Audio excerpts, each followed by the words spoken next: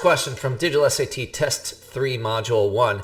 And it gives us an equation where d is the distance, where t is seconds, and it asks us how many feet we're going to be 2 seconds after.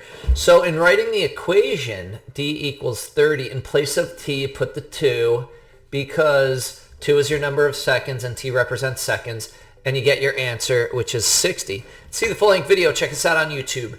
Go to IB Masters Learning Center, go to the playlists, find Test 3, Module 1, and the longer videos are just above these shorter videos. Have a great day.